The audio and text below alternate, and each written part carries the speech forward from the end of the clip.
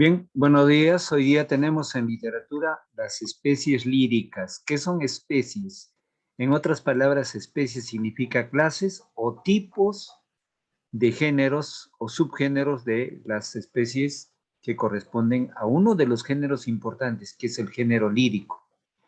En el mundo clásico griego se creó tres grandes géneros literarios, como el filósofo Aristóteles ya había diseñado en su teoría de género literario. Entonces, tres géneros: género épico, lírico y dramático. Entonces, las especies líricas provienen del género lírico.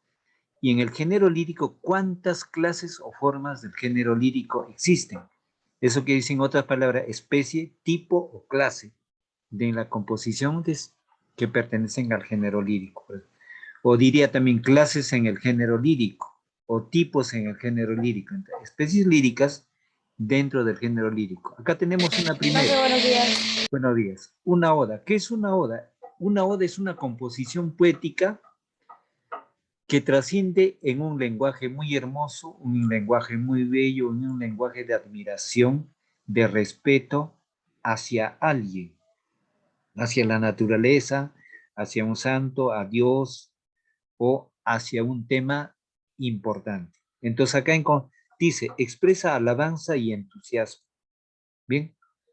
Por ejemplo, uno de los autores que escribió la oda, las odas en la literatura española, corresponde a Fray Luis de León. Él escribió Oda a la vida retirada, Oda, digamos, a la naturaleza. Entonces, un entusiasmo, Oda a un determinado santo, o llamas a la Sagrada Familia, etc. Bien. Dice acá brevemente y muy corto, muy corto. Esta vez dejadme ser feliz. Nada ha pasado a nadie. No estoy en parte alguna. Sucede solamente que soy feliz. Esta oda compuso el poeta chileno Neruda, Pablo Neruda, Premio Nobel de Literatura. Oda al Día Feliz. Este autor, este poeta, compuso muchas odas. Incluso compuso Oda a la Chirimoya, Oda a la Sopa, Oda, digamos, al mar, Oda al amor, etcétera, ¿no? Ahora, ese es un tipo de poesía, la oda. Acá en el Perú, por ejemplo, un autor ecuatoriano compuso Oda a Simón Bolívar cuando llegaba Simón Bolívar, ¿no? Ahora, ¿qué es una elegía? La elegía es un tipo de poesía, es un tipo de composición poética, ¿no? A raíz de la muerte de alguien. Para que haya una elegía, alguien tiene que haber morido, o alguien tiene que haber muerto, mejor dicho. Alguien tiene que haber fenecido. Entonces, una elegía es una composición poética de tristeza, de melancolía. ¿Qué dice acá en la teoría de la separata? Ya lamenta la muerte de una persona o otro hecho nefasto. Nefasto es malévolo, desgraciado, un acontecimiento de desgracia, ¿no? Entonces, existe el sentimiento de tristeza, melancolía. Entonces, en estos cinco versos, en un corpulento guago, un viejo cárabo está con el libro, con el lloro de los muertos, llorando en la soledad. Collahuaso Jacinto. Elegía la muerte de Atahualpa. Collahuaso Jacinto es el autor de este verso, por la muerte de Atahualpa. Ya saben quién fue Atahualpa, uno de los últimos incas del imperio inca, ejecutado por Francisco Pizarro. Ahora, ¿qué es un madrigal? Un madrigal es una composición poética que expresa sentimientos solamente amorosos. El término madrigal quiere decir los versos de la mañana, pero en sentimientos amorosos. Lo dice acá en los versos: ojos claros, serenos, si de un dulce mirar sois alabado. ¿Por qué? Si me miráis, miráis airados, ¿no? De Cetina, Gutiérrez de Cetina, a unos ojos, es un poeta. Ahora, una égloga. ¿Qué es una égloga? Una égloga es una composición poética en el entorno de la naturaleza, en la vida del campo. Entonces son poesías para la vida del campo, donde los elementos son los árboles, el pasto, el río, el riachuelo, la cascada, la montaña, el aire, la presencia de las aves, los pastores, las ovejas, etc. Entonces, una égloga es una composición poética de la vida de los pastores con la naturaleza. ¿Qué dice acá? Idealiza la vida de los pastores y del campo para tratar temas humanos generales como el amor.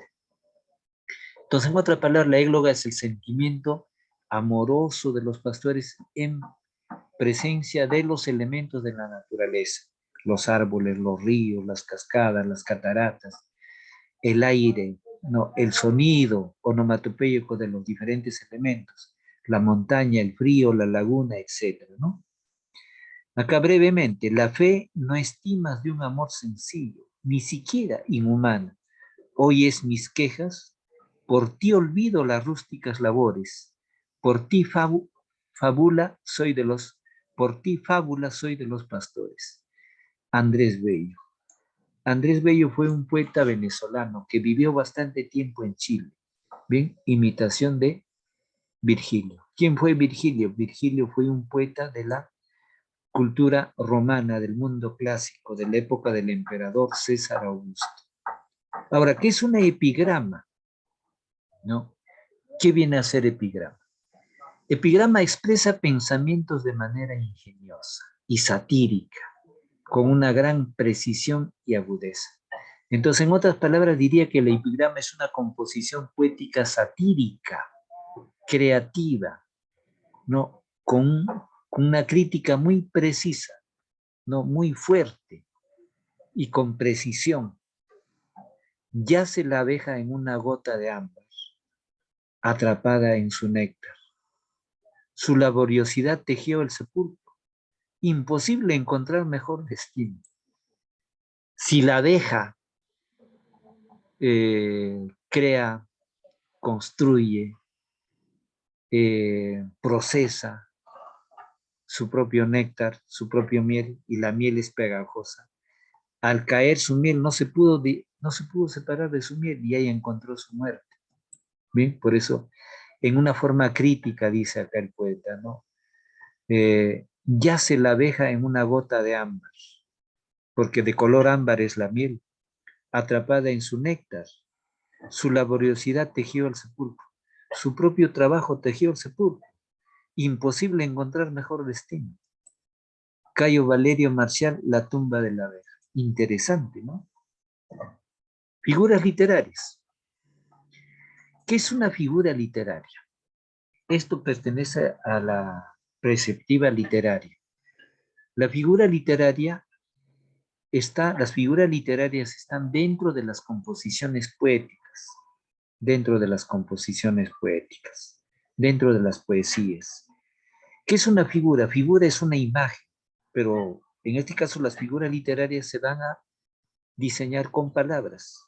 Y una figura, una pintura, lo hacemos con pintura en un papel, en una cartulina, en una lámina, en un árbol, en una montaña, qué sé, en una tela. ¿Bien? Entonces, las figuras literarias se componen mediante las palabras bonitas, mediante las representaciones en palabras sobre lo que puede observarse. En teoría, ¿qué dice? Son recursos estilísticos que modifican el sentido directo del discurso, con el fin de proporcionar mayor intensidad a la expresión.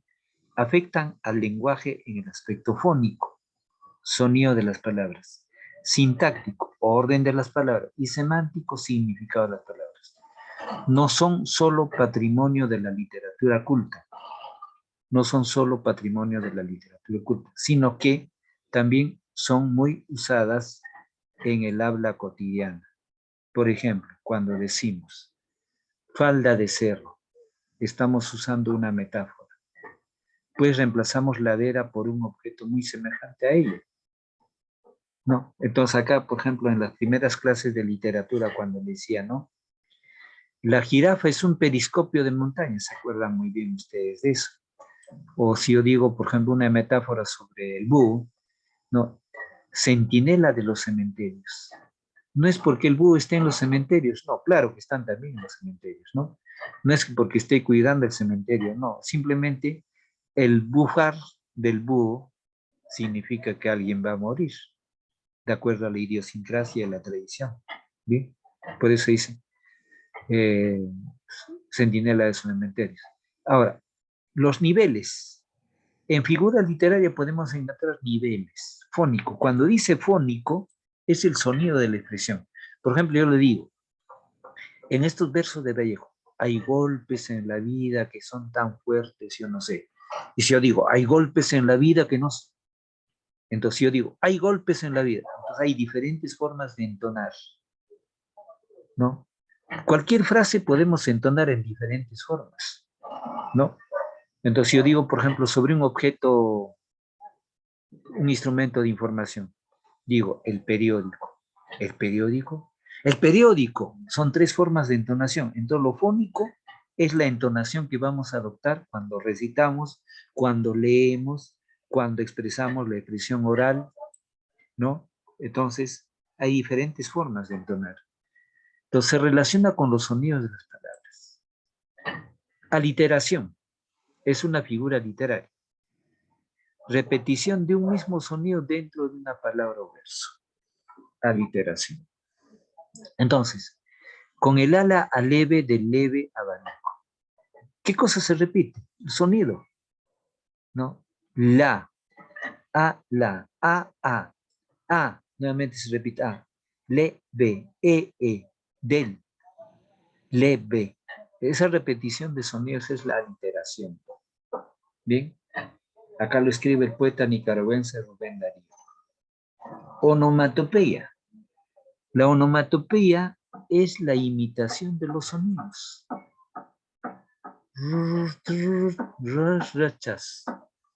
El sonido de la naturaleza, el sonido del chirriar de la puerta, de cualquier objeto, uno lo puede representar, ¿no?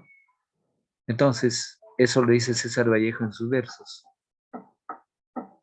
Entonces, los sonidos onomatopeicos son sonidos espontáneos del medio natural. Ahora, en el nivel sintáctico, acá ya no es sonido, sino en la construcción de palabras, en el orden de las palabras. Dice, cambios en la estructura habitual de la frase mediante la repetición, ¿no? Omisión o alteración del orden de las palabras. Cambios en la estructura habitual de la frase mediante la repetición, omisión o alteración del orden de las palabras. Por ejemplo, una figura literaria es el hipérbato. Alteración del orden de las palabras en una oración. El orden de las palabras. Volverán las oscuras golondrinas en su balcón sus sonidos a colgar. Eso ordenando sería. Las oscuras golondrinas volverán, ¿no? Volverán a sus nidos a colgar en su balcón, ordenando. Entonces acá el hiperbatón es el desorden. ¿Pero qué se busca con eso? Se busca el desorden lógico, pero ahí está el arte de la poesía. Y ahí tiene que expresarse correctamente una composición poética no es leer por leer. Volverán las oscuras golondrinas. Volverán las oscuras golondrinas. Este slash significa que este es el segundo verso. En su balcón sus nidos a colgar. Entonces hay diferentes formas de entonar. Eso lo compone el poeta Gustavo Adolfo Bécquer, poeta romántico español. Epíteto. ¿Qué es un epíteto? Adjetivo que expresa una cualidad inherente del sustantivo al que modifica. Por ti la verde hierba. Hierba es sustantivo y el adjetivo es verde. Cuando un adjetivo va antes de un sustantivo, es un epíteto. También un sinónimo de eso es adjetivación. El fresco viento, acá hay, por ejemplo, viento es sustantivo, fresco es el adjetivo. Cuando el adjetivo se antepone a un sustantivo, es un epíteto. El blanco lirio, lirio es un sustantivo y su adjetivo es blanco. Cuando el adjetivo va antes de un sustantivo, es un epíteto, es una figura literaria. Colorada rosa, rosa es sustantivo y colorada es el adjetivo, antes del sustantivo. ¿Quién lo escribe? Garcilaso de la Vega. No el Inca, el Garcilaso de la Vega, el poeta español del Renacimiento. En el caso peruano, en la literatura peruana, está el Inca Garcilaso de la Vega, posiblemente un familiar lejano por el apellido. ¿Bien? Entonces, el Inca Garcilaso de la Vega compuso obras narrativas, como son las crónicas. Es muy distinto. En este caso, el Inca, él no es Inca, sino es Garcilaso de la Vega, el poeta del Renacimiento de la literatura española. Anáfora, ana es repetición, fora. Repetición de una o más palabras al inicio de una oración o un verso. ¿Bien? Entonces, llévame solitario, llévame entre los sueños, llévame madre mía. Cuando la misma palabra se repite al comienzo de los versos, se llama anáfora. Y necesariamente tiene que haber dos para adelante. Si hay uno, no hay anáfora. En dos versos ya podemos detectar un anáfora. Llévame, llévame, llévame. Cuando se repiten las palabras al comienzo de los versos, se llama anáfora. Por eso dice repetición de una o más palabras al inicio de una oración o un verso. En este caso, los versos. ¿Quién escribe? Octavio Paz. Octavio Paz fue un premio Nobel de literatura. Fue poeta mexicano. ¿Bien? Un poeta excelente con bellas palabras. Ahora, en el nivel semántico, lo semántico es el significado semántico. Alteración del sentido de las palabras. Alteración. O sea, ese es darle un nuevo sentido a las palabras. Bien, metáfora. ¿Qué es una metáfora? Una metáfora es el reemplazo de una palabra por otra, con la que comparte alguna semejanza. Cuando le digo, ¿no? La jirafa es un periscopio de montañas. A la jirafa lo estoy comparando con un periscopio de montañas. Entonces, el periscopio es un instrumento lente, formado por varios lentes, que va a servir para ver el objetivo que está encima, que utilizan los submarinos, sin que el submarino salga a la superficie, sino adentro, a una cierta distancia, solamente el periscopio sale y detecta el objetivo, un barco, un buque, un puerto, qué sé. Bien. Entonces, en este caso, por ejemplo, reemplazo de una palabra por otra con la que comparte algún semblante. Dice, nuestras vidas son los ríos que van a dar a la mar, que es el morir. Eso es una metáfora. Compara, ¿no? Entonces, en esa comparación está, nuestras vidas son los ríos que van a dar a la mar, que van a dar a la mar. ¿Qué es el morir? Eso lo dijo el poeta Jorge Manrique en su famosa elegía, Coplas por la muerte de su padre. Acá en metonimia, consiste en mencionar al autor por la obra o al continente por el contenido. Ejemplo, leí Arguedas, comió 2 platos. Entonces acá, cuando dice leí, la metonimia compara o hace referencia de un autor. Cuando dice acá, por ejemplo, consiste en mencionar al autor por la obra o al continente por el contenido. Entonces, leí Arguedas como 2 platos. ¿Sí? Entonces, es como decir, por ejemplo, Grau es el Perú, Grau es el alma, Grau es el héroe, digamos. Es una especie de metonimia. ¿Bien? Si yo digo, el Machu Picchu es una maravilla. Entonces, esa es una especie de metonimia. Ahora, hipérbole. Todo lo que es hiper es exagerado.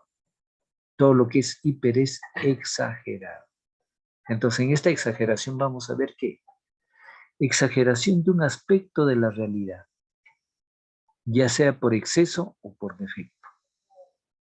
Por tu amor me duele el aire, el corazón y el sombrero. ¿Quién dice eso? El poeta vanguardista Federico García Lorca, poeta chileno. Perdón, poeta español. Federico García Lorca es el poeta español del vanguardismo. El poeta Federico García Lorca fue fusilado en la Guerra Civil Española. Ahí se encontraba en esos tiempos, en esa época, nuestro gran César Vallejo. César Vallejo presenció el fusilamiento de muchos poetas en la Guerra Civil Española. ¿Bien? Entonces, mira, ¿dónde está la exageración en este verso, en esta figura? Por tu amor me duele el aire. ¿Cuál aire? Ahí está la exageración. Pero ahí está el arte de la poesía. Ahí está el arte. El corazón y el sombrero. Un sombrero no puede sentir dolor, pero hipérbole es la exageración de un aspecto de la realidad. ¿Bien? Entonces, ahora vamos a pasar a la lectura breve de cada uno. Ahí vamos.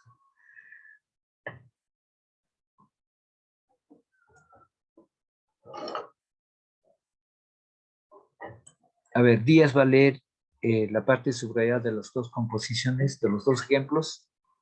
Díaz.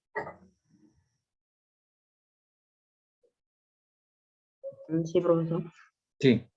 Oda y elegía, en voz alta. Expresa alabanza y entusiasmo.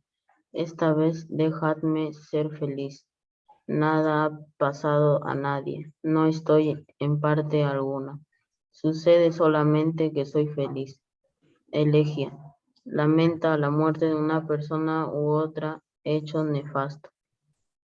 En un corpulento guabo, un viejo carabo estaba con el lloro de los muertos, llorando en la soledad, Coyahuaso, Jacinto. Muy bien. Entonces, ahora vamos a pedir a Padilla que lea estos versos, tanto del madrigal como del eglo. Padilla. Ok, profesor. Profesor, desde el inicio. Sí, lo que está resaltado ahí.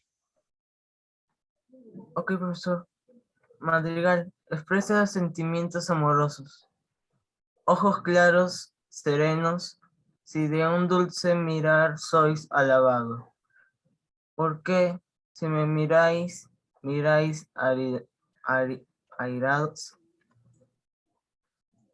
Egloga, idealiza la vida de los pastores y del campo para tratar temas humanos generales, como el amor.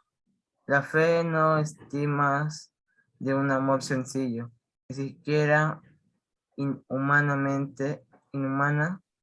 Oyes mis quejas, por ti olvido las rústicas labores, por ti fábulas soy de los pastores. Muy bien. A ver, Adriana va a leer el texto resaltado. Adriana. Ok, profesor. Epigrama. Expresa pensamientos de manera ingeniosa y satírica, con una gran presión y agudeza, ya que la abeja en una gota de ámbar. Yace la abeja en una gota de ámbar, atrapada en su néctar. Su laboriosidad tejió el sepulcro imposible de encontrar al mejor destino. Figuras literarias. Son recursos estilísticos que modifican el sentido directo del discurso con el fin de proporcionar mayor intensidad a la expresión. Afectan el lenguaje en el aspecto fánico, sonido de palabras, sintáctico, orden y semántico y significado de las palabras. No son solo patrimonio de la literatura culta, sino que también son muy usadas en el habla cotidiana. Por ejemplo, cuando decimos falta de cerro. Muy bien. Entonces, cuando dice patrimonio, la palabra patrimonio significa algo que le pertenece, ¿no? Entonces, la palabra patrimonio, por ejemplo, digo, el lago Titicaca es patrimonio de Perú, como también es patrimonio de la República de Chile, de Bolivia. Entonces, digo, la selva peruana es patrimonio del Perú, ¿sí? La selva. Entonces, patrimonio es aquello que pertenece a él, ¿no? Entonces, frente a eso, en este ejemplo lo está diciendo. A ver, vamos a ver con... Tupa va a leer ese texto resaltado.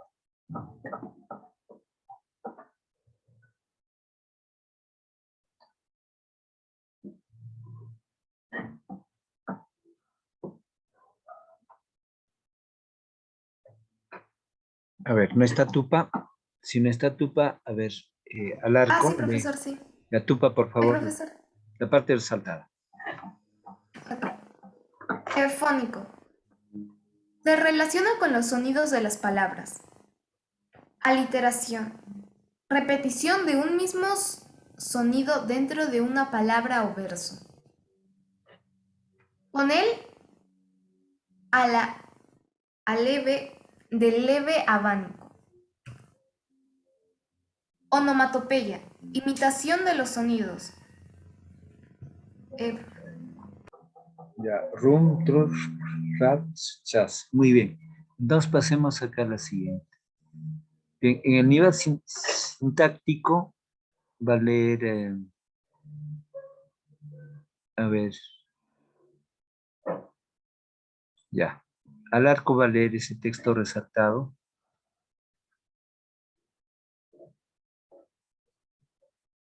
Sí, profesor. Nivel sintáctico. Cambios en la estructura habitual de la frase mediante la repetición, omisión o alteración del orden de las palabras. Hiperbatón. Alteración del orden de las palabras en una oración.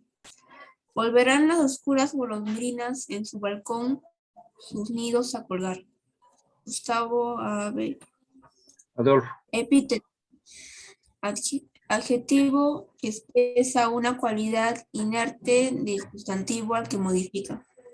Por ti la verde hierba, el fresco viento, el blanco lirio y colorada rosa. Garcilaso de la Vega. Gracias. Anáfora. Entonces la anáfora, ana significa igual. Entonces, repetición de una o más palabras al inicio de una oración o un verso. En este caso ya había explicado, llévame, llévame, llévame. Y tiene que estar al inicio de los versos, de dos a más. Entonces es una anáfora. ¿Sí? Entonces justamente esos son recursos de arte, recursos estéticos, recursos bellos, donde el poeta o el lector o el quien lee o el quien recita va a resaltar eso, va a sentir, ¿no? Siente una especie de pasión, descubre la belleza estética. Entonces, eso también para poder componer la anáfora necesariamente el poeta tiene que pensar y razonar con qué palabra y qué palabra lo llevo como anáfora. Entonces, mayormente son en dos versos, pero en este caso en tres. Claro, no hay una regla específica sobre eso, sino que dos para adelante debe ser.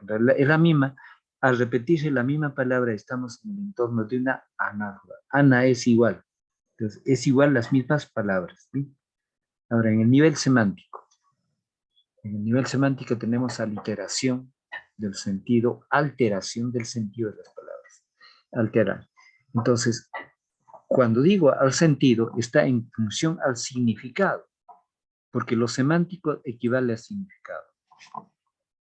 En otras palabras, diría nivel del significado. Entonces, más adecuado a un nivel semántico. Todo lo que es semántica estudia la disciplina lingüística, literatura. Entonces, alteración del sentido de las palabras. Metáfora. ¿Qué es una metáfora? Es una especie de comparación. La comparación también como figura literaria existe, pero como no va a llevar la palabra como, pues ya directamente se convierte en una metáfora.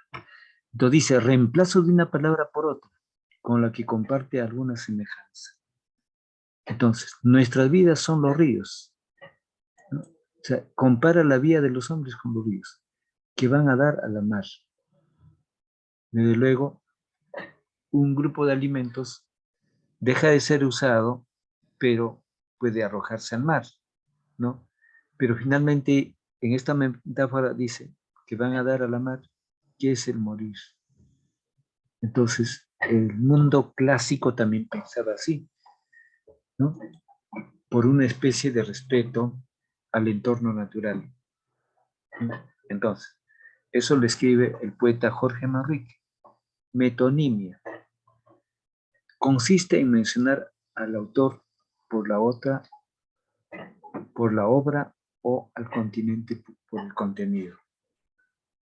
Bien, entonces dice, consiste en mencionar al autor por la obra o el continente por el contenido. Leí Arguedas. Entonces, leer Arguedas equivale pues a leer un autor de la literatura española, ¿no? En una de sus determinadas obras. Es igual que dijera, por ejemplo, leía Vallejo o leía Ciro Alegría, grandes autores de la literatura española. O digo, por ejemplo, leía Juan Rulfo o leía Abraham Valdelomar en el Hipocampo de Oro. Entonces, es algo así. Es como dijera, por ejemplo, Pisco es Valdelomar, porque de Pisco fue Valdelomar. Entonces, es una forma de resaltar la personalidad de la persona. ¿Bien?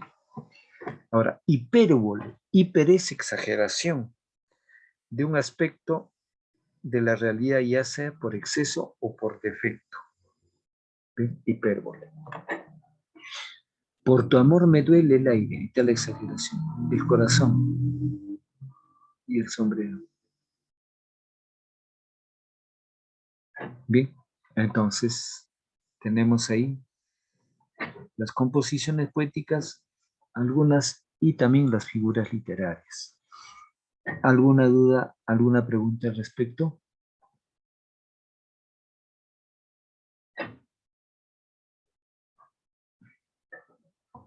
Bien. No, profesor. Ya, entonces está claro las ideas. Entonces vamos a ampliar. Entonces en el campo de la literatura es para poder comprender, entender el producto literario. Entonces el producto literario, ¿cuál es? El producto literario es pues, la poesía, las composiciones poéticas o los poemas conocidos. Otra forma de producto literario es los cuentos, las novelas, los fragmentos, como lo estamos haciendo en plan lector.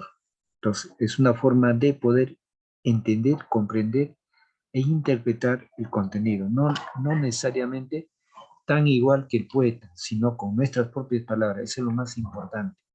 Entonces, cuando hablamos de composiciones poéticas, por ejemplo, faltaron otras. Por ejemplo, si me dicen un soneto. Un soneto también es una especie lírica. ¿En qué consiste un soneto? Un soneto tiene 14 versos, tiene 2 cuartetos y 2 tercetos. Rápido. Entonces, a veces tiene que aceptar el descanso. Entonces, frente a eso, las figuras literarias pueden representarse en el aspecto fónico, de entonación de las palabras, en el aspecto sintáctico o nivel sintáctico, en el orden de las palabras. Ahí están, por ejemplo, las oraciones. Y en el orden sintáctico, ¿no? En el orden sintáctico está, por ejemplo, el hipérbato, el hipérbole, principalmente. ¿Bien? Entonces, más el hipérbato, porque es un desorden. Ahora, en el nivel básicamente semántico, el significado de las palabras. Entonces ahí en lo semántico estará más que todo la hipérbole como la metáfora. Entonces la metáfora es tan importante para poder comprender esa realidad, pero también es artístico, ¿no? Entonces, necesariamente son formas o estilos en que va a propender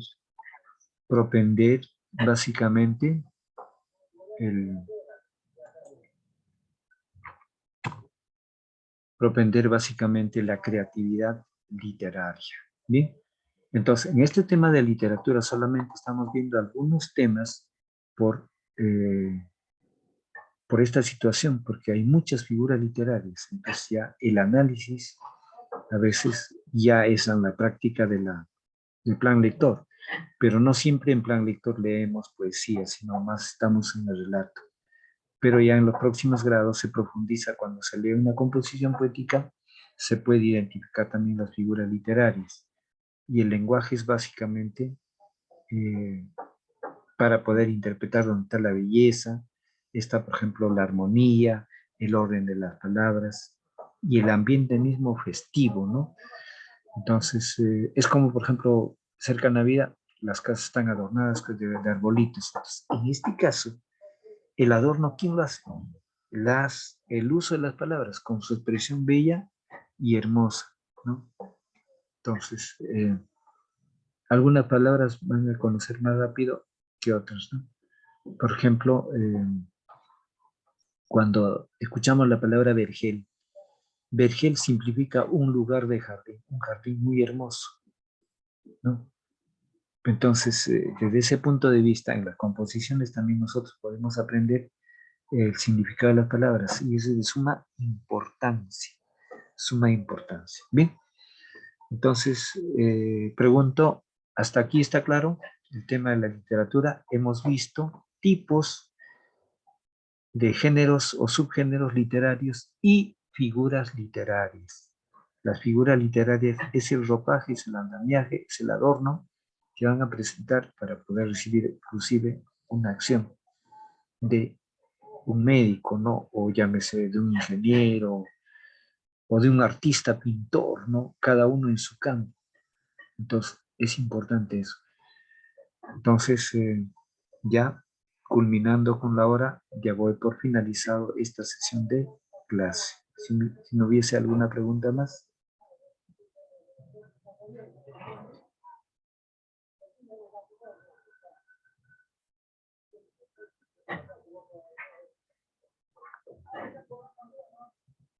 Ya. Bien, entonces ya voy cerrando la sala. Hasta el Chao, día de profesor. mañana. Hasta el día de Chao, profesor. Hasta mañana. mañana, profesor. Hasta mañana, gracias. Hasta Mañana, mañana. Que profesor. tenga buena Mañana. tarde, que tenga buen día. Gracias, gracias.